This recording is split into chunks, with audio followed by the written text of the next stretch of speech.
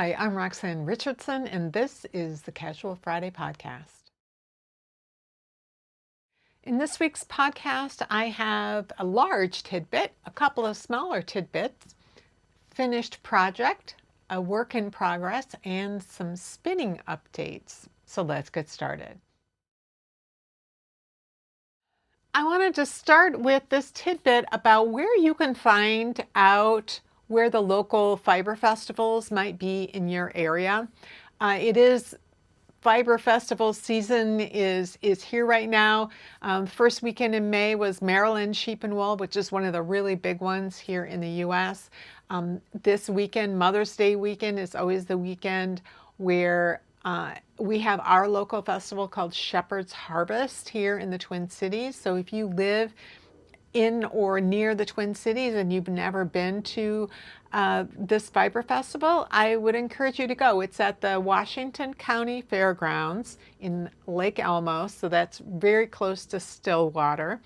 There will be, I think, 4 barns of vendors. There's a demo barn, and then there's barns with animals in it.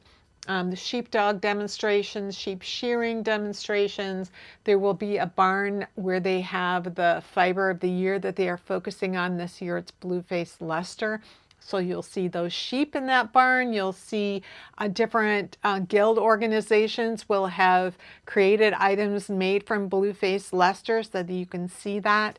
They will likely be wool or yarn made from blue-faced Leicester that you would be able to purchase if that's something that you are interested in. It's a fun weekend. It's always Mother's Day weekend. Saturday morning is going to be crammed. It will be not so busy on Saturday afternoon, and then Sunday is usually nice and quiet and very calm, and you can just go easily into any of the vendor booths without all that hectic feeling. So depending on if you love the big crowd and all the people and all the excitement, or you want a little calmer environment. That's going on here in the Twin Cities. There is a calendar of fiber festivals that I found on a blog post. It's on a website called day17vintage.com, and then it's their blog post, and they have a calendar of fiber festivals here in the US, and I will leave a link to that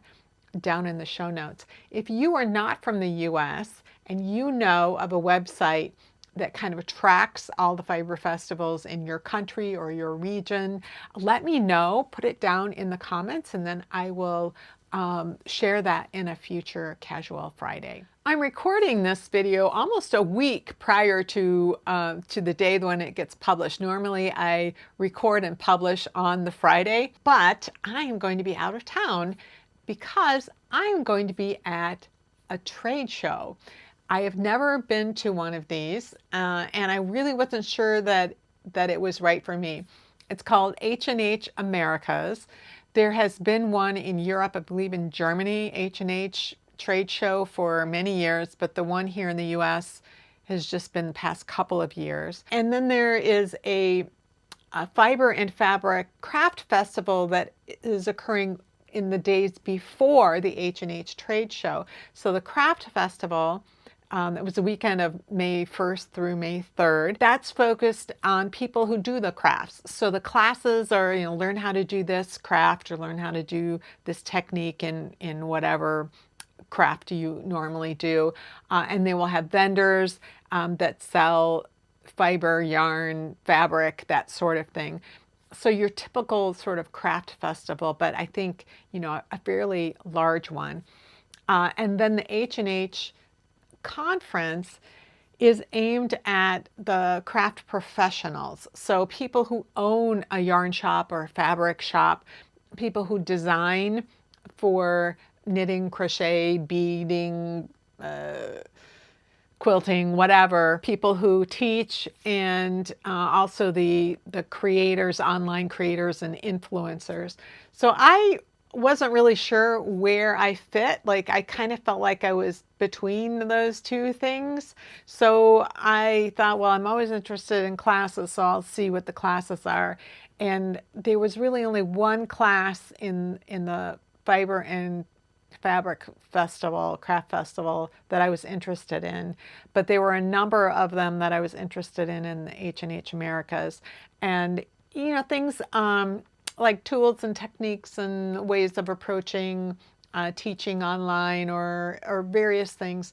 You know, they have a lot of build your brand type of things, which I don't really have a brand and I'm not trying to build one, which is kind of why I was a little, I'm not sure where I really belong. So that'll be interesting to see what it is. Rather than having vendors, as they do at the craft festival, they have exhibitors at the conference. And so it is everything. And it's the place, like if you own a yarn shop, you would go and see what the yarn companies are coming out with, or what the notions companies are coming out with, or maybe pattern companies or whatever, and then you might choose what you were going to order to carry in your shop.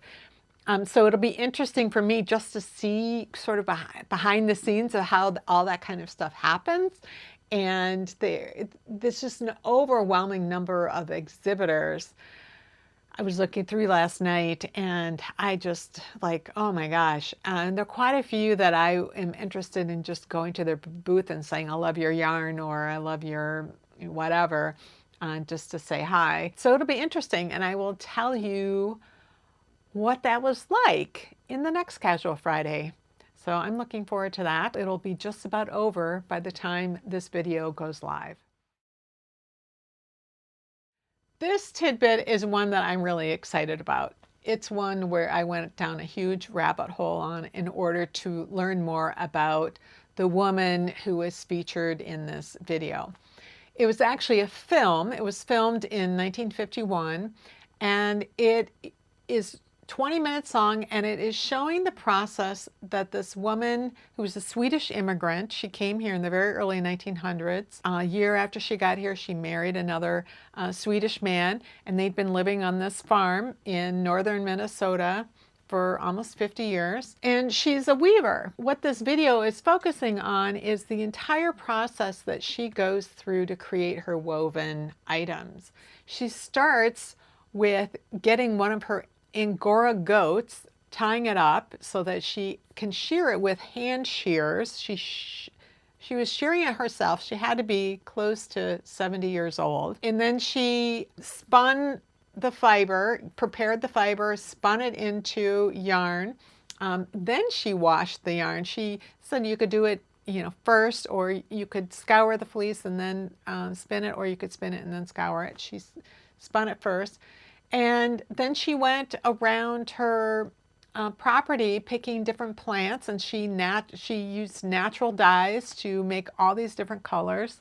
And then she sat down to weave. Now, all of the equipment that she was using, this wooden equipment, was built by either her husband or her son, or the two of them together. In some cases, she said that she had brought something from Sweden with her, and that she might have done. But when I did more research on her, she was saying that all of it was built by her husband and her son. She, you know, grew up learning to spin and weave in Sweden, but she didn't really care for it that much. And it wasn't until she went back to Sweden in, I think it was 1938. The newspaper article I read, I thought it said 1933, but it might have been 1938. It's hard to read the numbers. But she went back to Sweden to visit family, and the weaving that she saw there was so much more interesting to her than the weaving she had learned when she was growing up. So she took classes. She came back to Minnesota, and then she became really well known for her weaving. Her spinning wheel had been up in the attic for 30 years, and then she brought it back down and started doing all of these things that she had learned when she was a child. And the way this all became a film is that she was demonstrating at their county fair. She was demonstrating weaving, and there were people all crowded around her. And this young man was like pushing his way up to the front, and somebody said, "Do you know her?" And he's like, "Know her? I practically grew up on her farm." And so he was one of the neighboring kids that had grown up around her. and he was excited to see her there, and he and his friend were making movies, and so they made a movie of her. And then one of those men, it was his son, who converted this to a video that could be uploaded to YouTube.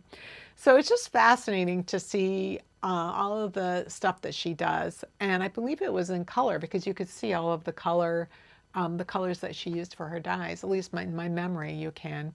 So I will leave a link down below. Her name was, she was born Anna Mandelina Haglund, but she went by Mandelina, and her married name was Öberg.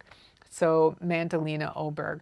So it was just fascinating. And if I can find a way to upload the newspaper article, a link to it so that you can read it, I will do that, because I thought it was it gave more information about her background. I spent last weekend on Ancestry.com looking for her passenger manifest and trying to, figure out more about her, as much about her as I could, because I thought she was a very interesting lady. I was showing you this top in progress in the last Casual Friday, and I have finished it. And this is something that happens to me every time I finish a sweater or anything, is I look as carefully as I can for every single yarn tail to weave them all in. I hold it up, I look at, every which way. I was at my knitting group yesterday morning, and I spent a good part of that morning weaving in yarn tails. I held it up, like I said, front, back, in front of witnesses, and it wasn't until I was putting this on to show it to you that I saw that there is a yarn tail hanging down here. Normally, when I find a yarn tail, it's usually something up in the neck, and I just shove it, when I go to put my sweater on, I see it sticking out, I just shove it back in. This one can't be shoved in. I'm going to have to actually weave it in and cut the tail off. But I didn't feel like doing it before I recorded this video. So hopefully it isn't too distracting. But if it is, sorry about that. I enjoyed this knit. It is looser on me than I typically like, but it is a summer top. I knew it was going to be larger. This top comes in 3 sizes, and you're supposed to wear it with, a comfortable amount of ease. It's not meant to be close fitting because it is a summer top. The smallest size was, I think, 35 1/4, and then it was 41 1/4, and then 47 1/4. So there's 6-inch increments, and that's because the sizing is done by one of these panels on the side. The smallest size has 1, the medium size has 2, and that's on each side, front and back, right and left. And then the larger size has 3 of those. That's how they get the width. So I will stand up and model this for you so that you can see what it looks like. So you can see kind of how loose it is right here. I don't, like I said, it's just not what I'm used to. But I think for summer, I will like it. The one thing about summer tops is that they want to be cool. They make them with plant fibers, and then they do all this lace, which means it's see-through. So I have to wear, this is a camisole underneath here, which means that it's not going to be as cool as I would like. So not sure what to do about that, but certainly very comfortable. I really do love the lace patterning on it. And not a huge fan of this, but that'll be taken care of. So, ta-da!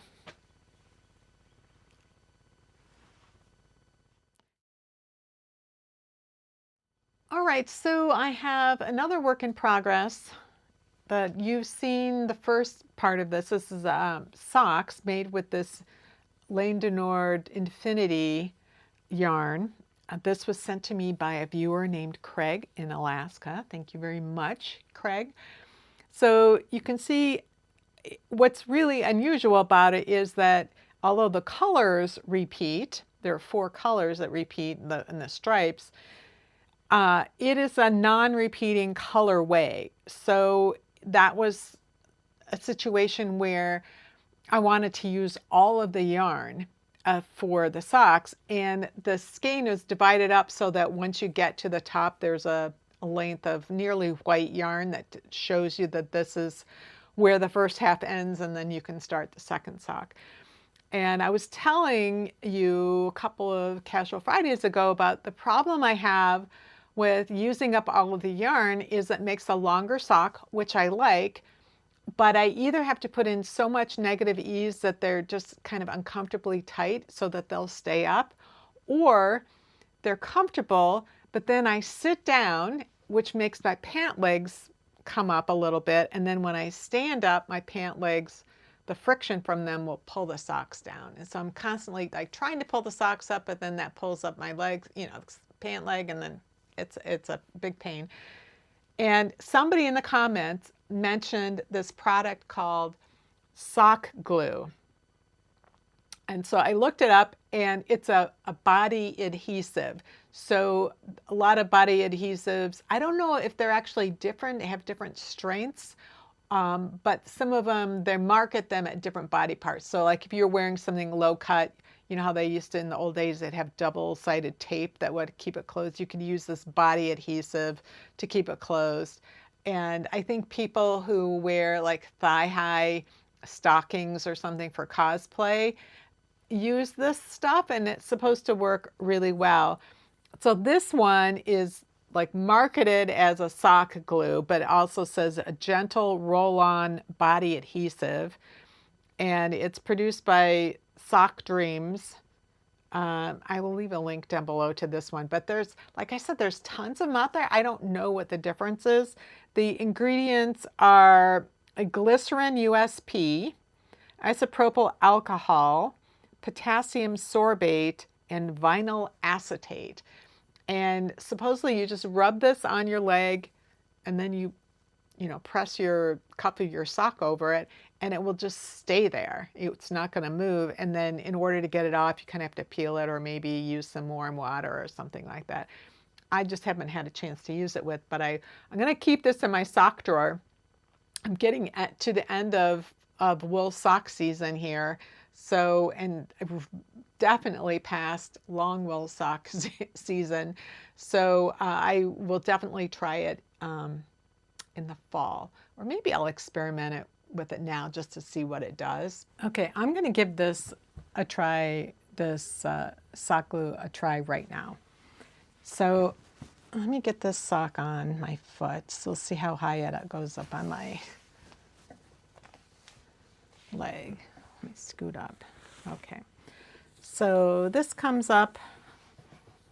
Let me move this so I can get in there.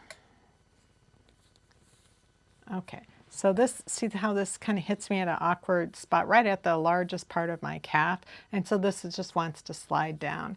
So I'm going to pull this up, and then let's see, when is it going to come out?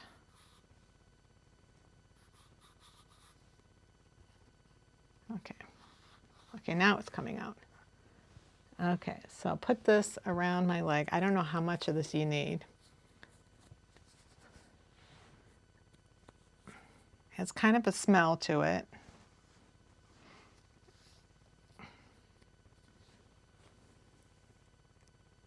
Again, I don't know how much of this I need. I'll try it. Hopefully I'm not overdoing it. Okay, I'm going to walk around with this for half hour, something like that, and then we'll see how it does, and we'll see if it stays up or if I feel like I should have put more on there.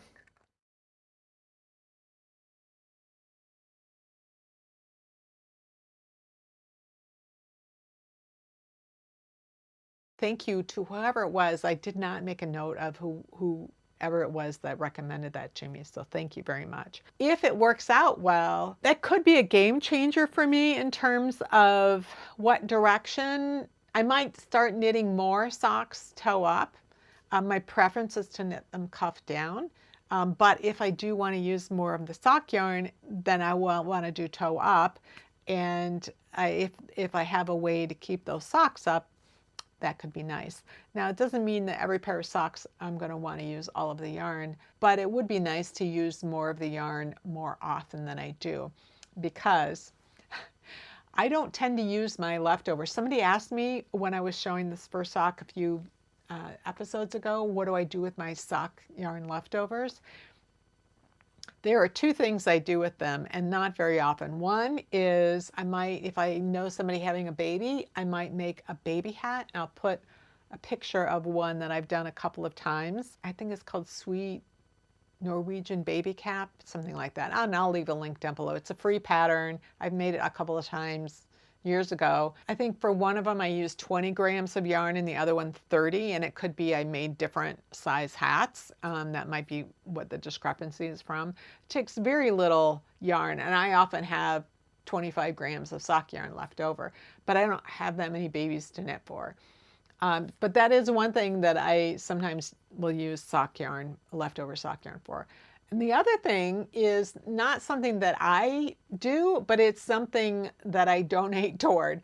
And that is if somebody at a knitting group is making a modular blanket with leftover sock yarn or a shawl or something, one of those kind of scrappy projects, and they're soliciting anybody with leftovers because they're running out, I will always bring this big bin. So I have these cubes that fit in to these storage areas. They're on this wall over here. They're huge, and that's where I put my leftover sock yarn, and it gets full. Every few years it gets full, and then somebody comes along that needs some, and I let them take however much they want. But it gets really full, and I am just not a scrappy yarn project person. I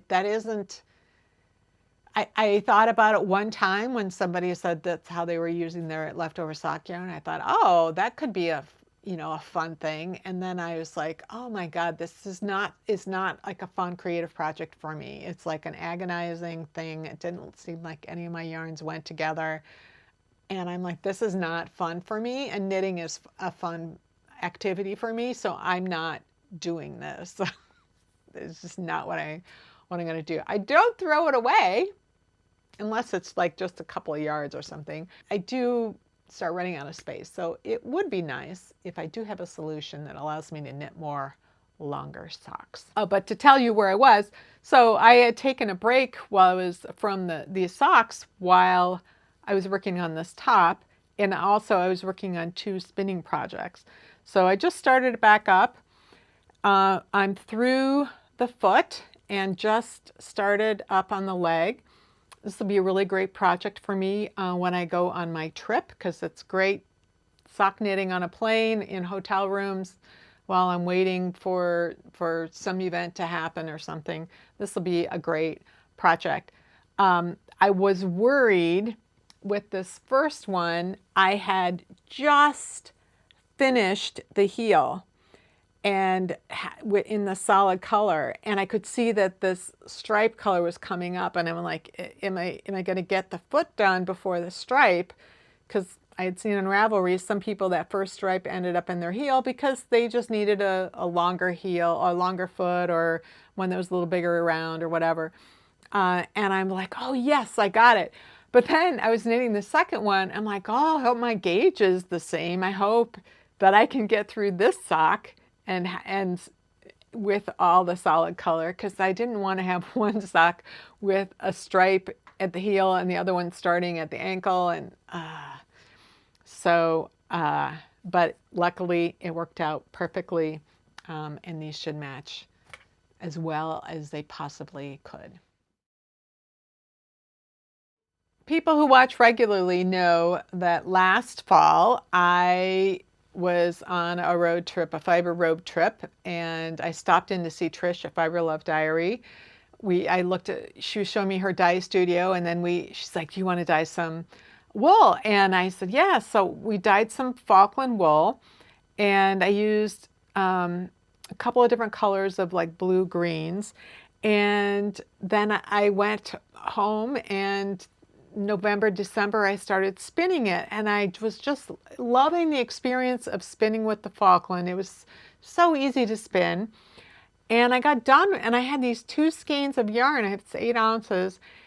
And I thought, oh, I want to use this in a sweater, but obviously it's not enough to make a sweater. So I need to combine it with some other yarn. How am I going to do that? Do I try to find a commercial yarn that's going to work with this and that has colors that will work with this? And then I thought, well, maybe I can just get some more Falkland and dye that in coordinating colors. So this was a situation where I knew that I had this color and I would need at least one other color, but I didn't know how many. So I found a pattern I liked. It's called Pixelated. It's probably a 8-10-year-old pattern, which is typical for me. And so I needed 3 colors, all about the same quantity. And so then it was the couple of months of trying to figure out what would go with these. And figured that out. Got some more Falkland from Trish, plain Falkland, and then I dyed them. And so these are the 2 skeins. I had spun all the singles last time. Got some red stuck on here. And so I plied it up the other day, and I just love the yarn. I love how it turned out. My plan, I'm going to have to swatch to see if this is going to work well. I have to figure out what needle size. I think this is a DK to worsted weight kind of range. Based on how Pixelated was designed, there's like a bright fluorescent orange in there. I'm going to use the dark navy for that, so that all the edges, the cuffs, the hems up near the face will be the dark blue. And then I'll use this one for the upper chest and then the original yarn for the lower chest. Really excited about that, and looking forward to swatching and getting started on it. It's not something I'm going to be able to wear until next fall, so not in a hurry to knit it, but it is something that I'll be working on. And I'm just so pleased with that yarn. I can't even describe how pleased I am with this yarn. I just love it, and I really hope it all ends up working together. So the other spinning project that I have been working on is for some Romney wool. I bought this at a spinning retreat I went to in March. I bought just 8 ounces of it. It was beautiful fleece, and I scoured it. So after I scoured it, I combed it using these combs here. You have 2 of them, and it allows you to separate all the fibers and get them all aligned into something called combed top. So all the fibers are aligned, and then you can spin it and get a really nice smooth yarn. First you have to spin the singles, and I did that. And then I wound them off onto 3 bobbins because I'm going to do a 3-ply yarn. So you can see that I have some red on some of these. What I tend to do, because with this I think I'm going to end up with just under 5 ounces of finished yarn compared to the 8 ounces of raw fleece that I started with, because you lose some from the dirt and the sweat and the lanolin washing out. And then you get some waste when you're doing the combing. There's some fibers that don't get combed, and so you lose some that way. So I'm down to just under 5 ounces. And when I'm spinning on my spinning wheel, it depends on which wheel I'm using, but they all have like a large bobbin like this. And so I divided up all my little fluffs of comb top. I kind of weighed them out and divided them in approximately into 3 sets of them, because I knew I wanted a 3-ply yarn. So I was spinning on this, and this can hold just a ton. So when I was done with the first third, then I got some red fiber and I spun a length of red yarn onto that. And then I started spinning the next third. And then when that third was done, I spun some more red, and then I finished up. So I could get all 3 sets on this one bobbin. Well, then I needed to wind it off into storage bobbins, and this is a storage bobbin. This is not something you could use on your spinning wheel, and it's got a hole in it right here. And these, somebody asked me what kind of bobbins I use. They don't make these anymore, which is a real shame, because I wouldn't mind having a couple more. These were called bobbins up, and they have this hole in here, and you can kind of see there's like a little horizontal slot right there. And then they come with one of these. And at this end right here, there's the little horizontal bits. So I could stick this in here, line those little bits up, and then what you have up here looks like a drill bit. So then you can put it in your drill.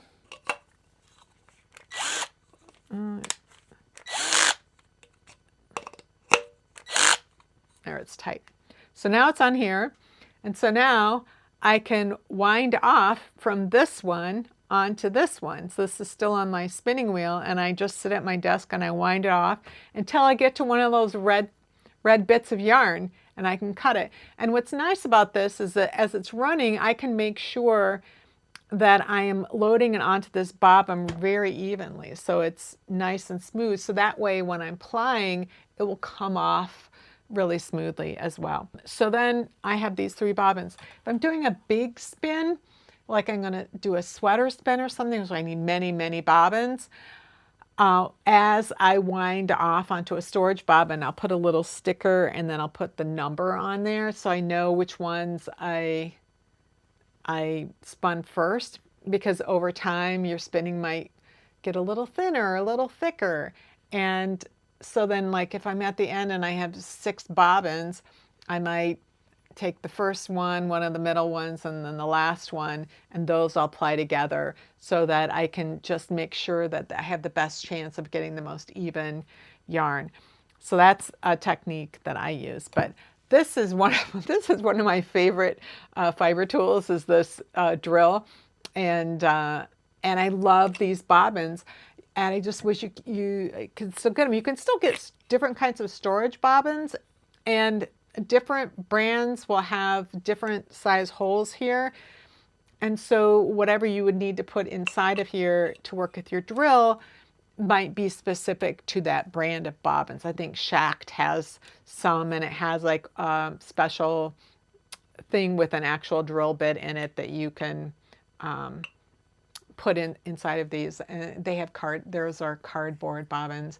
And I think the guy behind Dreaming Robots, who makes the electric eel wheel and the nano, has come up with some 3D printer plans to make bobbins that are like this. So if you have access to a 3D printer, I think the plans are free.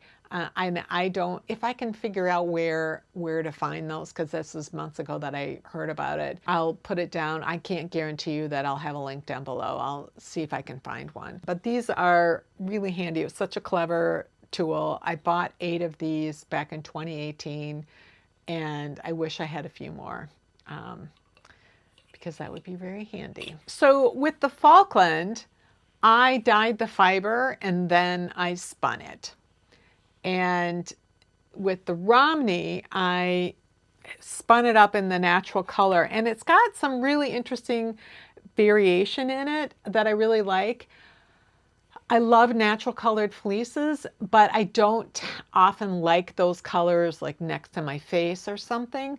But what I do like is dyeing them, and then you have this deeper color as the base underneath it, and it makes the color really rich. And so once my yarn is finished, I will probably dye it. My other plan for it is that because it's going to be such a beautiful, smooth, round yarn, because of the way I prepared the fiber and the way I spun it, it's going to have really good stitch definition. And because I'm going to have almost 5 ounces of it, that is way more than enough for something like a hat. But a hat with cables would need more yarn. So that is what I'm thinking I'm going to do with this, is I'm going to dye it something in the red scale, like a Merlot color, over this, and then come up with a design for a hat with some cables that will use all of the yarn, or as much of it as I can. So those are my plans for this yarn, and that might be something that takes me a while to figure out, or it might be something I get inspired about really quickly and start working on it really soon. I don't know. We'll find out. After I recorded the main part of the video, I sat down and I plied my Romney together, and I really like this resulting yarn. It's soft and smooth, and I can't wait to do some swatching with it to see how it turns out, although I am going to dye this first. I'm going to use this Malbec color from Wool Tincture Dyes, and I think I said Merlot, but it's Malbec, a different kind of wine.